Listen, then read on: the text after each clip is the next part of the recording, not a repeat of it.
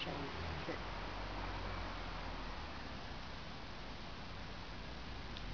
Ici Lydia Renoir.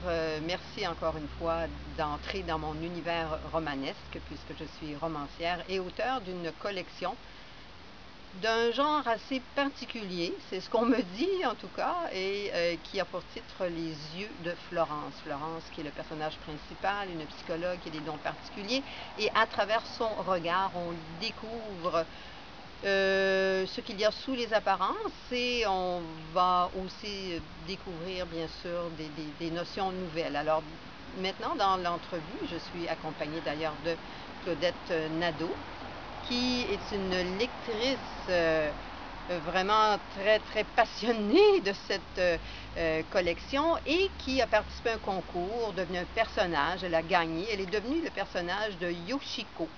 Yoshiko Ashikaga Pèlerin, une japonaise qui a épousé un sculpteur, et donc un sculpteur qui, bien sûr, est du Québec en réalité, qui est du Nouveau-Brunswick, et descendant, je dirais, des Acadiens, et ils vivent ensemble à Kamouraska. Mais ce que je veux surtout vous dire aujourd'hui, c'est que dans ce troisième livre de La petite fille au perroquet, lorsque j'ai commencé à écrire, je ne pensais pas que cette petite fille me ferait de grands signes de la main. C'est vraiment ce qui est arrivé.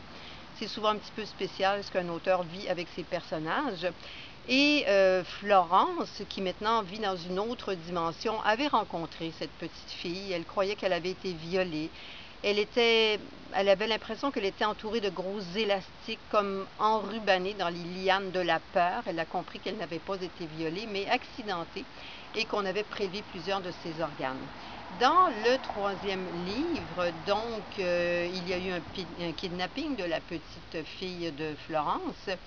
Et très tôt, on reprend contact avec cette jeune enfant qui est Kristen Larsen, qui finalement, Florence va aller la chercher, l'entoure d'un voile, l'amène dans un lieu pour qu'elle soit soignée, un lieu de convalescence d'enfants accidentés, où elle est entourée de perroquets. De là viendra cette appellation de la petite fille au perroquet. Mais il y a une infirmière, l'infirmière Michelle Groslier. Cette infirmière a été, il y a plusieurs années, elle a travaillé dans une salle de chirurgie à New York.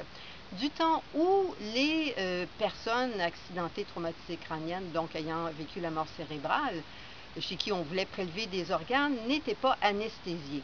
À l'époque, les chirurgiens refusaient que ces personnes soient anesthésiées, disant que on aurait l'impression qu'elle n'était pas morte. Alors, elle a été confrontée à des enfants, parce qu'elle est toujours dans ce milieu des enfants qui s'agitaient. Elle a entendu parler que des adultes chez qui on voulait prélever ces organes aussi transpiraient quand le scalpel les découpait, leur tension artérielle montait. Il y a deux fois des enfants qui ont mis leurs bras autour de son cou. Alors, elle était très affectée. Par la suite, elle a fait un épuisement professionnel. Après quoi, elle a été mutée à Sainte-Justine.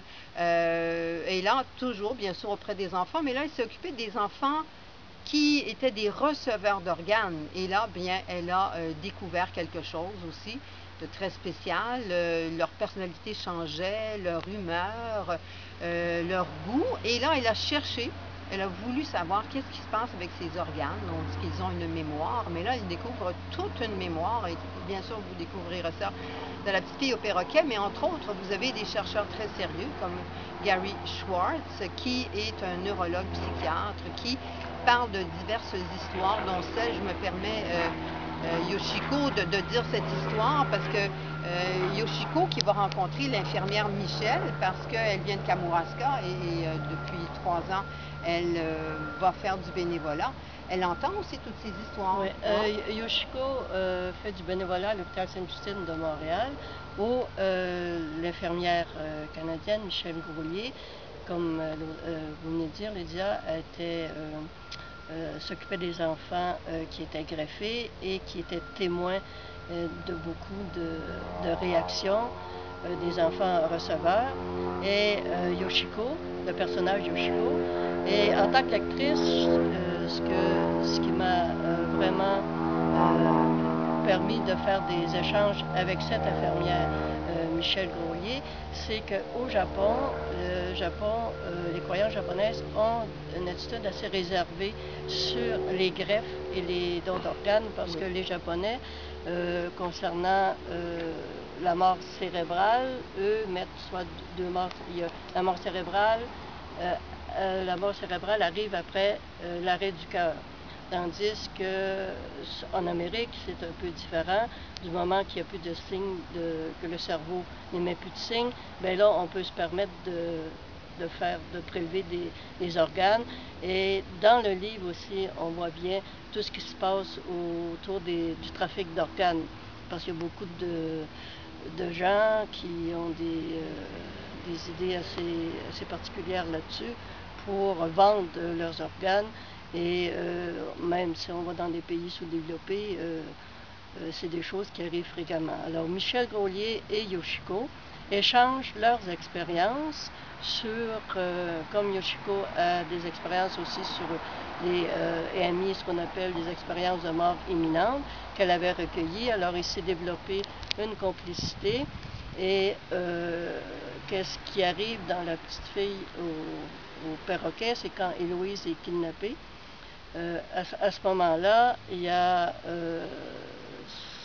comment...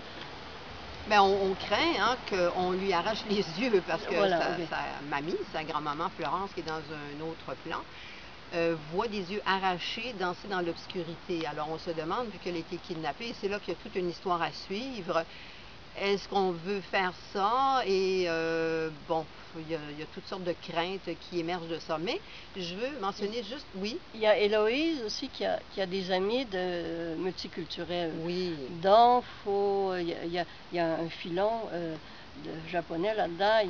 Elle a un ami, Fumako, qui va à l'école de peinture avec elle, et qui a un lien, qui va avoir un lien un peu plus tard avec Yoshiko.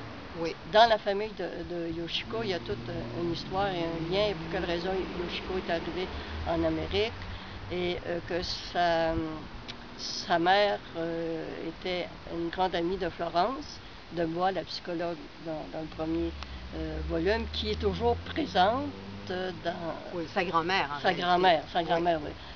Qui est toujours présente. Et il va se passer toute une saga assez intrigante, parce qu'il y a Diane Duménil, là, oui. l'agente qui fait la recherche. La gendarmerie royale, oui. Alors, à ce moment-là, la petite fille de Kino, qui est l'amie de Florence, et là, on va essayer de vous mêler un peu pour vous démêler en lisant. Pour vous démêler en lisant, parce qu'il y a un gros thrill dedans. Incroyable. Un gros suspense. Moi-même en l'écrivant. Mais ce que je veux quand même dire, juste pour vous intriguer aussi, c'est que ce que l'infirmière Michel a découvert à travers des cas réels, que des chercheurs comme Gary Schwartz, le neurologue et psychiatre, un exemple, un petit enfant de, je crois, 16 mois meurt dans son bain. Alors on prélève son cœur est greffé à un petit garçon de 7 mois. La maman du donneur, qui est médecin, voit plus tard, dans l'histoire on ne dit pas exactement quand, mais un certain temps plus tard, donc l'enfant qui a reçu le cœur. Et cet enfant-là va vers elle, frotte son nez sur elle, elle n'en revient pas, il a les attitudes qu'avait son enfant. Et par la suite, il ira vers elle et il va lui dire « Maman, tout va bien ». Alors, on ne comprend pas ce qui se passe et il va aller vers le père, donc l'enfant qui a reçu le cœur, va à un moment donné vers le père du donneur. Il ne le connaît pas. Il se lance vers lui, crie « Papa ». Et on lui demande « Comment se fait-il que tu aies fait ça ?» Il dit « Ce n'est pas moi, c'est Jerry ». Alors là, c'est toute une interrogation à savoir, est-ce que chez les enfants, parce qu'on comprend bien que ces enfants-là ne connaissent pas ce qu'est le don d'organes, est-ce que l'âme resterait reliée au receveur? Alors, ça aussi, si ça peut assez vous toucher pour que vous lisiez La petite fille au perroquet. Alors, où que vous soyez, au Québec, au Canada, vous pouvez appeler, je vous donne un numéro de téléphone, vous pouvez appeler pour savoir où vous procurez cette collection des yeux de Florence. Il y a 3 livres, donc c'est la première trilogie, ça va continuer. Le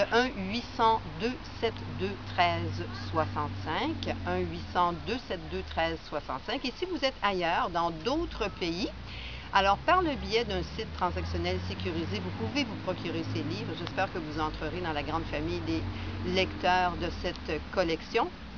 Alors, c'est tout simplement le joanneverdon.com, Joanne avec un H et 2 N.com. C'est un site transactionnel sécurisé.